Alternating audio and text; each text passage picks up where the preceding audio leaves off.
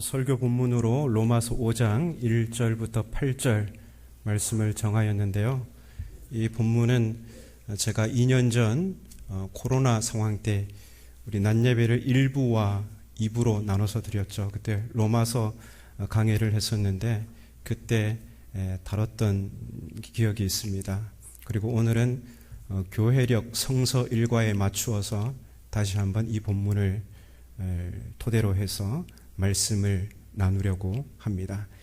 주보에 보시면 낯선 글이 있죠. 매일의 첫째 기도라고 해서 이렇게 글이 짤막한 글이 있는데요. 그래서 로마서 5장 1절부터 11절 제가 너무나 사랑하는 성경 본문 중에 하나인데요.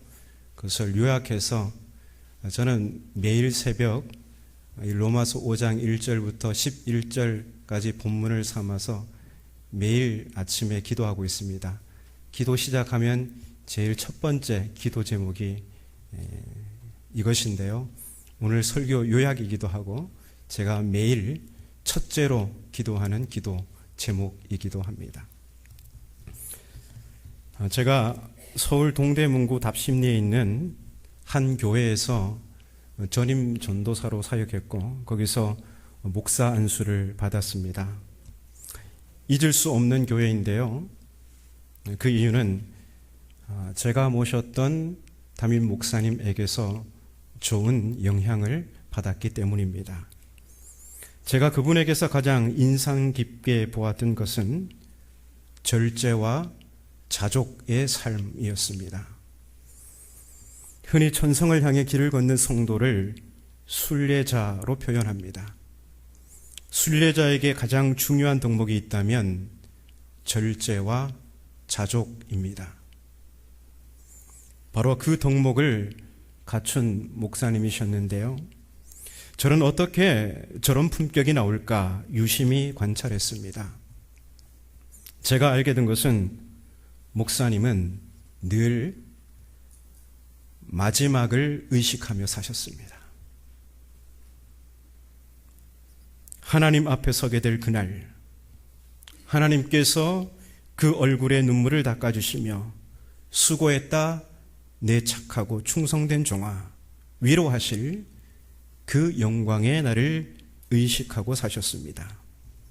그래서 이 땅에서 순례자로서의 자기 정체성을 분명히 하고 절제와 자족의 삶을 사셨습니다. 여러분은 무엇을 의식하고 무엇을 소망하며 살고 계십니까? 오늘 본문은 믿음으로 의롭다 하심을 받은 그리스도인의 소망에 관해서 말하고 있습니다. 그 소망은 본문 2절 말미에 나오는 하나님의 영광입니다. 여기서 하나님의 영광이란 하나님의 영광에 이르게 될 미래, 곧 구원의 완성을 가리키는 것입니다. 그래서 하나님의 영광을 바란다는 것은 미래의 구원을 소망한다는 말입니다. 또한 2절 말미에 즐거워합니다 라고 하는데 이것은 본디 자랑스러워합니다 라는 뜻입니다. 그래서 그리스도인은 저 미래의 구원을 소망하고 그 구원에 참여하게 될 것을 자랑스러워합니다. 바울이 복음을 자랑스러워했던 이유가 바로 여기에 있습니다. 그가 로마서 1장 16절에서 말했잖아요. 내가 복음을 부끄러워하지 아니하노니. 거꾸로 말하면 나는 복음이 자랑스럽습니다. 이런 뜻이죠. 복음에 대한 바울의 자신감은 어디서 나오는 것일까요? 바울은 이어서 복음이 자랑스러운 이유에 대해서 말합니다.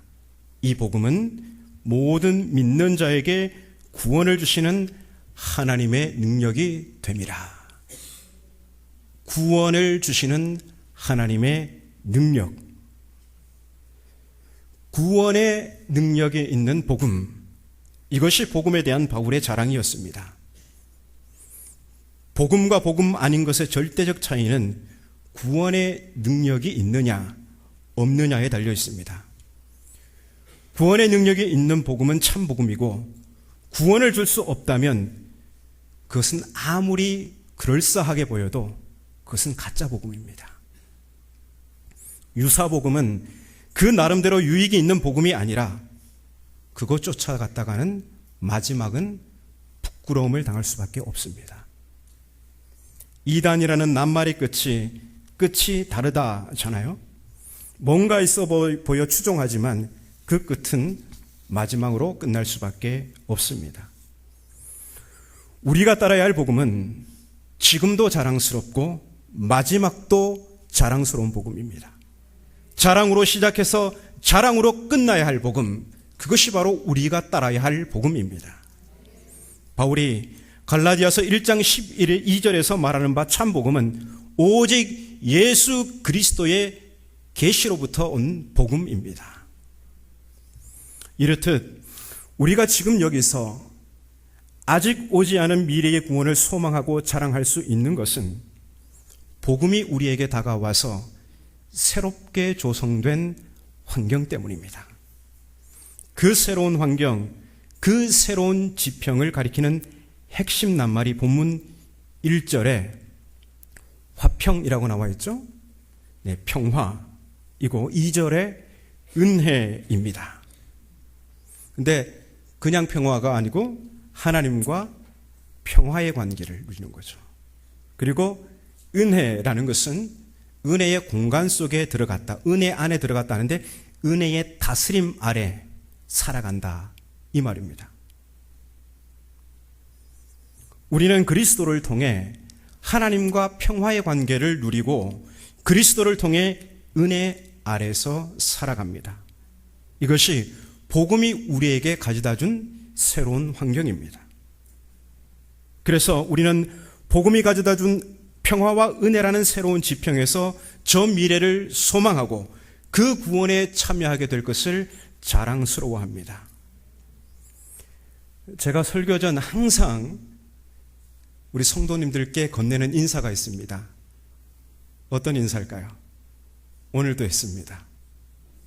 하나님 우리 아버지와 주 예수 그리스도로부터 은혜와 평화가 함께 하시기를 기원합니다.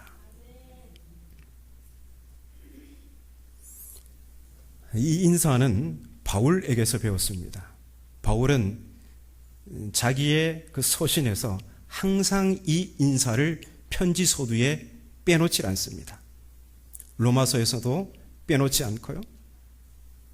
그리고 고린도전서 1장 3절에서, 고린도후서 1장 2절에서, 갈라디아서 1장 3절에서, 에베소서 1장 3절에서 쭉쭉쭉쭉 바울이 쓴 책에는 항상 성도들을 향해서 평화와 은혜의 인사를 먼저 건넵니다. 왜냐하면 이 평화와 은혜가 소망의 초석이기 때문입니다.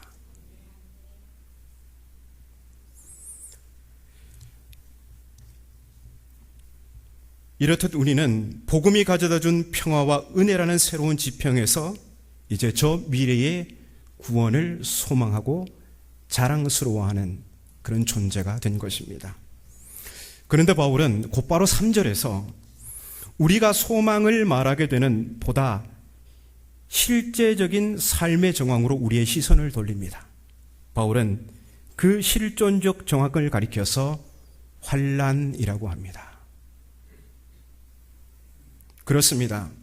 우리는 홍해를 건넜지만 이미 가나안이 아니라 아직도 광야입니다. 구름 기둥과 불 기둥으로 도우시는 하나님의 은혜 안에 살아가지만 궁핍과 질병과 온갖 위협이 도사리는 광야를 걷습니다. 그렇습니다. 환난은 그리스도인이라고 해서 피해가지 않습니다. 환난은 누구에게도 예외가 없습니다. 이러한 환난은 엄청난 위력을 가지고 있죠. 바로 소망의 초석이 되는 평화와 은혜를 무력화시키는 그러한 힘을 발휘합니다. 환난은 하나님과의 평화의 관계를 위협하고 은혜 아래서 살아가는 이 삶을 아주 하찮은 것으로 취급하게 합니다. 출애굽 광야 여정이 이러한 사실을 적나라하게 보여줍니다. 홍해를 건넌 이스라엘은 그들을 구원하신 하나님을 찬송하며 하나님께 충성맹세를 하죠. 하지만 그들은 고난을 마주할 때마다 가나안에 대한 소망을 철회하고 돌아서서 저 애굽을 동경합니다. 차라리 애굽에 있을 때가 더 나았다며 노골적으로 하나님을 향한 불신을 표출하죠. 이러한 불신앙은 하나님과의 그 평화의 관계를 깨뜨리고 하나님의 진노를 불러오게 됩니다. 또한 홍해를 건넌 이스라엘은 광야 40년을 은혜 아래에서 살아갔습니다.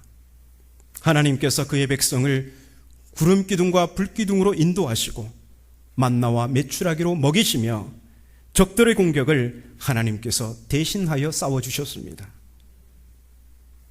거친 광야에서 실로 그들을 살게 하신 분은 하나님이십니다. 하지만 이스라엘은 고난을 만날 때마다 하나님과 애굽을 비교해요.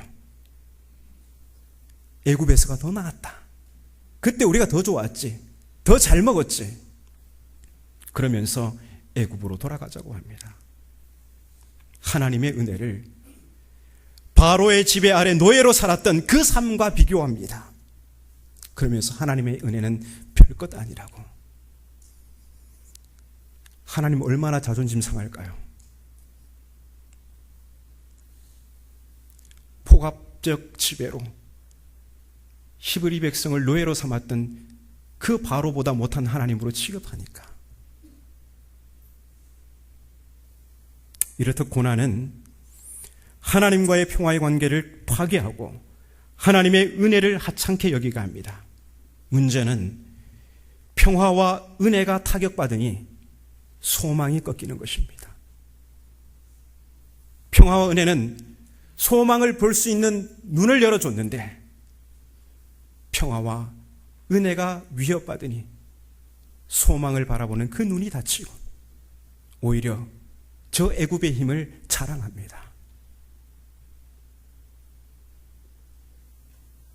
가나안을 소망하고 거기에 들어갈 것을 자랑하던 이스라엘은 오히려 돌아서서 애굽을 동경하며 애굽으로 돌아가자고 합니다.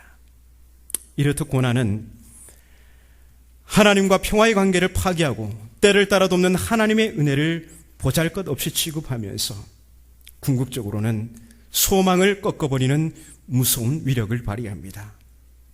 그런데 바울은 너무나 자신감에 찬 목소리로 말합니다. 다만 이뿐 아니라 우리가 환난 중에도 자랑합니다.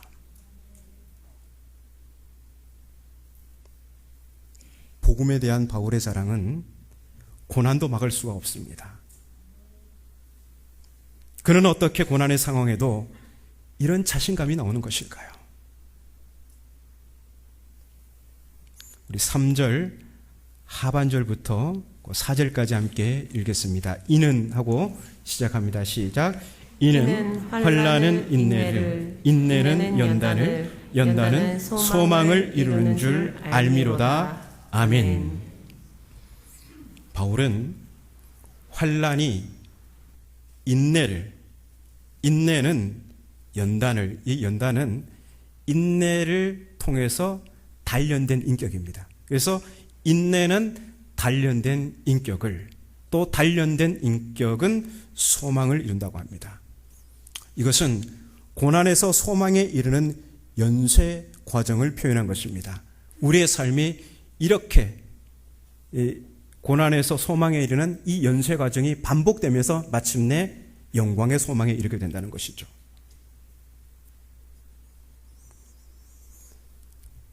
고난을 겪어본 사람과 겪어보지 못한 사람의 차이 어디에 있을까요? 인내력에 있습니다. 고난을 인내로 잘 이겨낸 사람을 보면 기품이 틀립니다. 기품은 피부 관리 잘하고 명품 옷을 입는다고 나오는 게 아닙니다. 기품은 사람의 내면에서 스며나오는 단련된 인격입니다. 이 단련된 인격은 치우침이 없습니다. 뒷걸음치지 않고 소망을 향해 나아갑니다. 이것은 운동을 통해 근육을 만드는 과정과 비슷합니다. 운동을 하면 근육이 찢어지고 아무는 과정을 반복하면서 멋진 모양의 근육이 생깁니다. 그와 비슷하게 우리 삶에 주어진 고난을 인내하는 가운데 우리의 인격의 근육이 만들어집니다. 그렇게 인격의 근육이 만들어지면 우리는 더 큰 고난이 와도 거뜬히 이겨낼 수 있습니다. 그래서 더 성숙한 인격으로 다듬어지고 계속해서 흔들림 없이 소망을 향해 나아갑니다. 고난, 인내, 연단, 소망이 선순환을 이루며 마침내 영광의 소망에 이르게 되는 것입니다. 고난의 대표적인 예가 있다면 가난입니다. 제가 서울 강북에서 사역할 때 저는 놀라운 광경을 봤습니다. 이쪽 교회를 중심으로 해서 이쪽은 아파트 단지가 구성되어 있고요.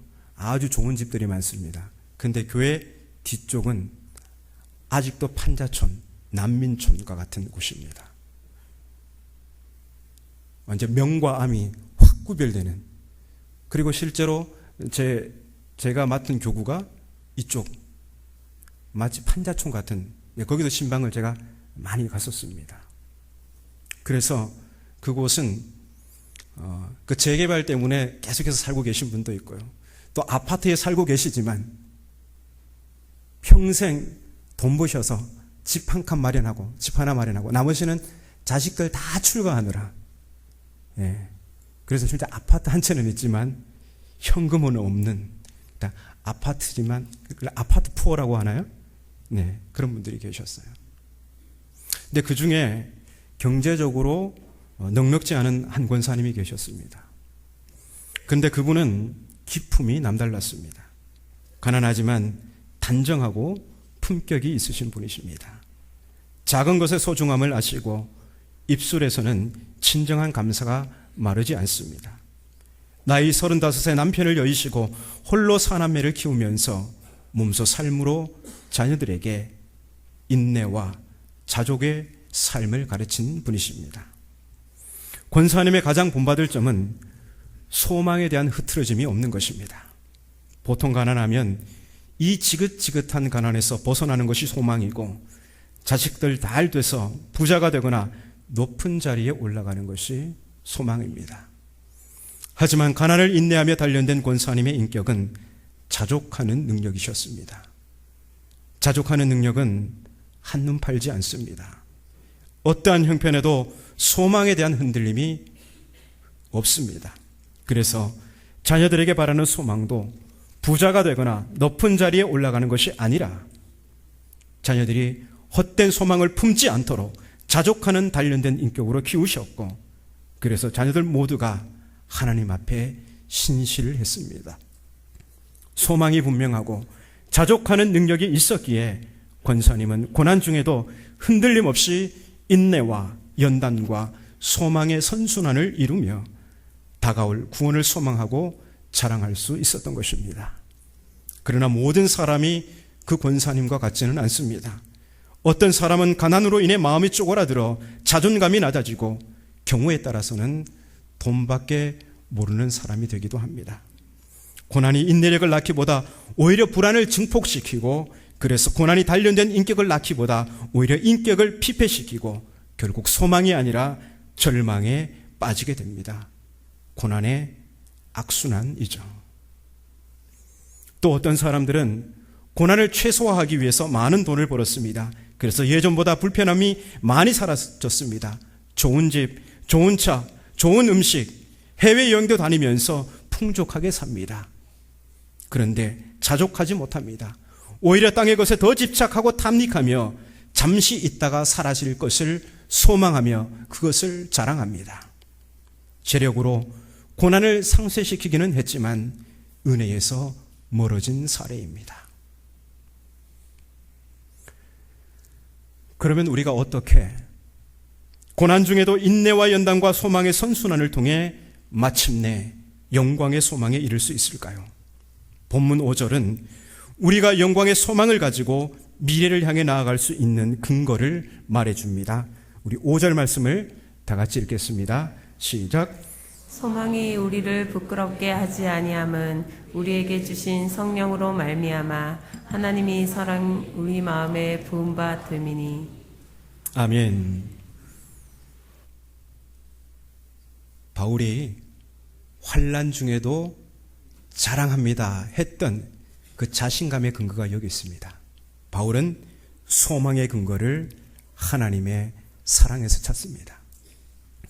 성령을 통해 우리 마음에 부어진 하나님의 사랑으로 인해 우리의 소망은 틀림없다는 것입니다.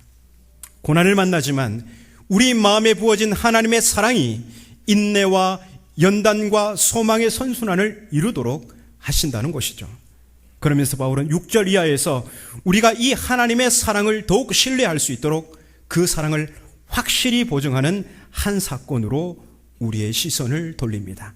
우리 본문 6절에서 8절 말씀을 함께 읽겠습니다. 시작. 우리가 아직 연약할 때에 기약대로 그리스도께서 경건하지 않은 자를 위하여 죽으셨도다. 의인을 위하여 죽는 자가 쉽지 않고 선인을 위하여 용감히 죽는 자가 혹 있거니와 우리가 아직 죄인 되었을 때에 그리스도께서 우리를 위하여 죽으심으로 하나님께서 우리에 대한 자기의 사랑을 확증하셨느니라. 아멘. 바울은 하나님의 사랑을 확실히 보증하는 한 사건이 그리스도의 죽음이라고 합니다.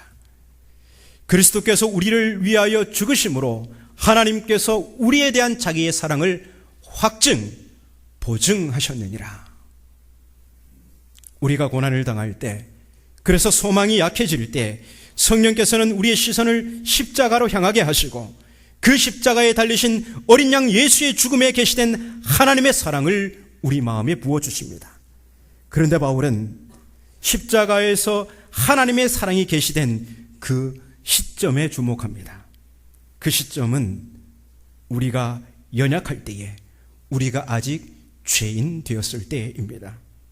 우리가 하나님을 반역하고 내가 내 인생의 주인이 되어 내 뜻을 관철하고 고집할 때입니다. 잘 알려져 있듯이 보증은 아무에게나 해주는 것이 아닙니다. 그럴 만한 가치가 있는 사람에게, 그것도 매우 조심스럽게 해주는 게 보증이죠. 하지만 하나님은 우리에게 무슨 선한 일이 조금도 없었을 때, 오히려 하나님을 거역하고 하나님과 정반대의 길을 걷고 있었을 때 독생자를 십자가에 내어주심으로써 우리를 향한 당신의 사랑이 이렇게 확실하다는 것을 분명히 보여주셨습니다. 성령은 바로 십자가에 나타난 이 하나님의 사랑을 우리의 마음에 부어주십니다. 바로 이 형용할 수 없는 하나님의 사랑이 우리의 미래를 보증하는 것입니다.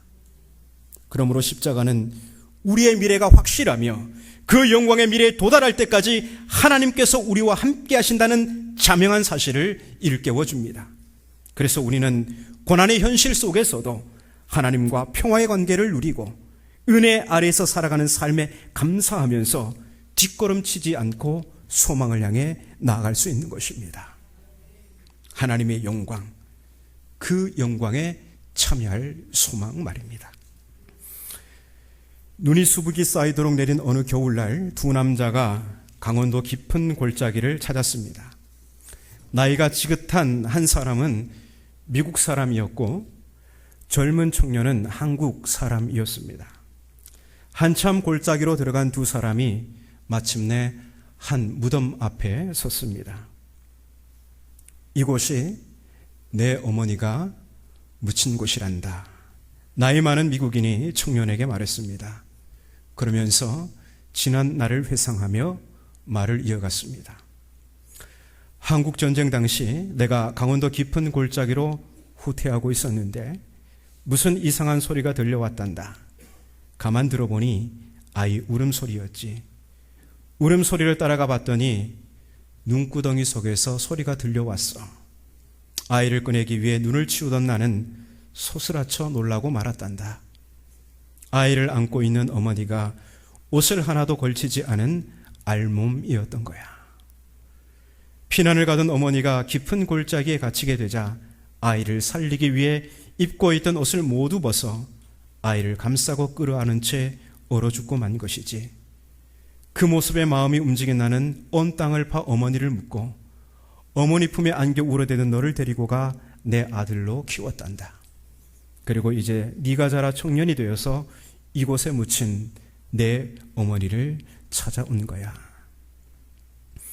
이야기를 들은 청년은 아무 말 없이 눈이 수북이 쌓인 무덤 앞에 무릎을 꿇었습니다. 뜨거운 눈물이 볼을 타고 내려 무릎 아래 눈을 녹이기 시작했습니다. 한참 만에 청년은 자리에서 일어났습니다. 그러더니 입고 있던 옷을 하나씩 벗기 시작했습니다. 마침내 그는 알몸이 되었습니다. 청년은 무덤 위에 쌓인 눈을 두 손으로 정성스레 모두 치워냈습니다. 그런데 청년은 자기가 벗은 옷으로 무덤을 덮어가기 시작했습니다. 마치 어머니께 옷을 입혀드리듯 청년은 어머니의 무덤을 자기 옷으로 덮었습니다. 그리고는 무덤 위에 엎드려 흐느낍니다. 어머니, 그날 얼마나 추우셨어요. 주님께서도 우리를 살리시기 위해 그분이 가진 모든 것을 우리 위해 내어주셨습니다.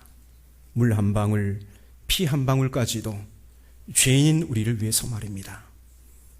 우리를 향한 하나님의 사랑이 이와 같습니다. 그래서 십자가에서 보증된 하나님의 사랑이 우리 소망의 근거입니다.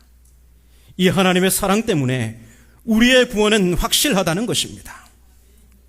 하지만 하나님의 사랑이 우리 소망의 근거가 된다는 진리는 단순히 교리에 대한 심리적 확신이 아닙니다.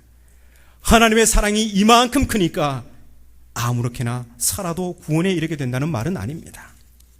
예수 그리스도를 믿음으로 이제 평화와 은혜 아래 살아가는 신분으로서 그와 어울리는 구별된 삶을 전제합니다.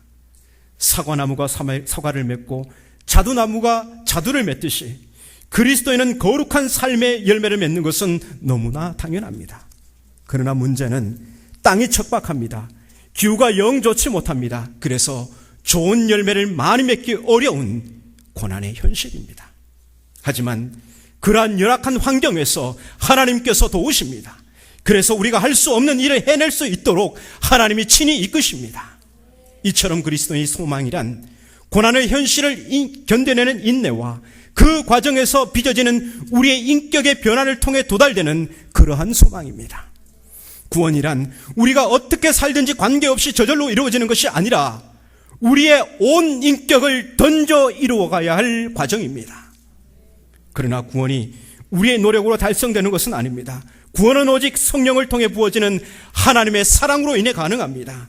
우리가 영광의 그날을 소망하며 미래를 향해 나아가는 그 길에 비록 고난이 따를지라도, 그래서 우리가 좋은 결과를 내기 어렵더라도 성령께서 우리와 함께 하셔서 끊임없이 하나님의 사랑을 공급해 주시기 때문에 그 능력으로, 그 사랑으로, 그 함께 하심으로 가능한 것입니다. 그러므로 성령을 통해 부어주시는 하나님의 사랑을 우리 소망의 든든한 토대로 삼고 고난의 현실에도 인내하며 거룩한 인격으로 담금질되어서 마침내 영광의 소망에 이르게 되는 지자교회 온 성도들이 되시기를 바랍니다.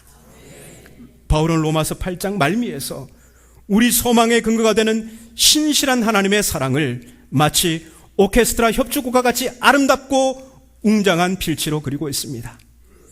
누가 우리를 그리스도의 사랑에서 끊으니요? 환난이나 공고나 박해나 기근이나 적신이나 위험이나 칼이라. 기록된 바 우리가 종일 주를 위하여 죽임을 당하게 되며 도살당할 양같이 여김을 받았나이다 함과 같으니라. 그러나 이 모든 일에 우리를 사랑하시는 이로 말미암아 우리가 넉넉히 이기느니라.